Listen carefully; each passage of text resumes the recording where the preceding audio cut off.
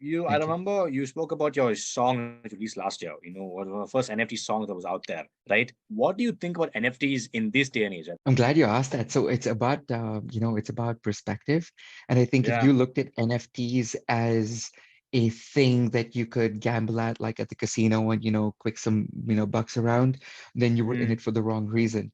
I've done probably over 15 or 20 different conferences on this topic. And from the day one, I always said, think of NFTs as, um, proof of concept. So not only mm, proof of concept, but then it became proof of ownership.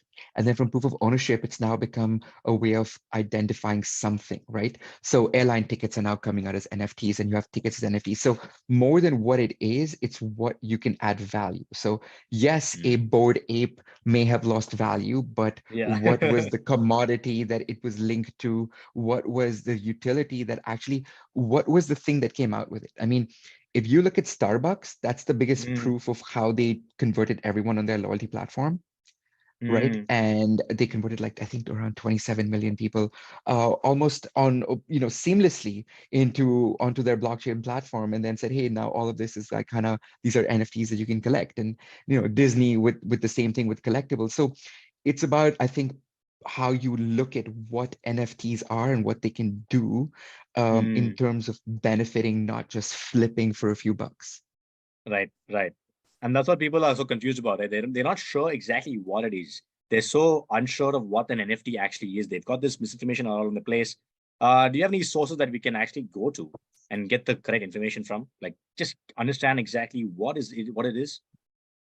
Right now there's tons of information out there. I Mm, think if you go onto LinkedIn, Deloitte, and one of these big fives, they've released full, documents about what NFTs are and non-fungible tokens and back mm, and forth.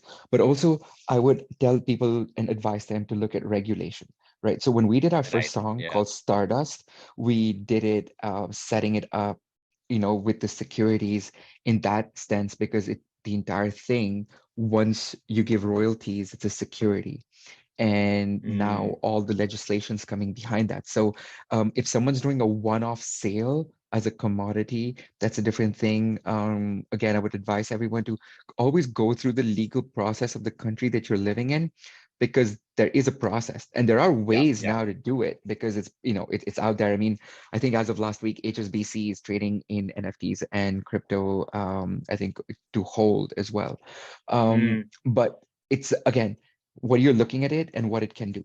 So what we did is I released my book, which was called Black Rose, and then I mm, linked the IP to the music video, which was the NFT. So linking IP to the NFT, then I created an entire subscription agreement of how this can now go out to raise money for this project, and the proceeds of how it would then go to the entire team back and forth with investors and blah blah blah. So it's basically like creating a company using an NFT as linked within an IP, and now you've got something tangible with it, right?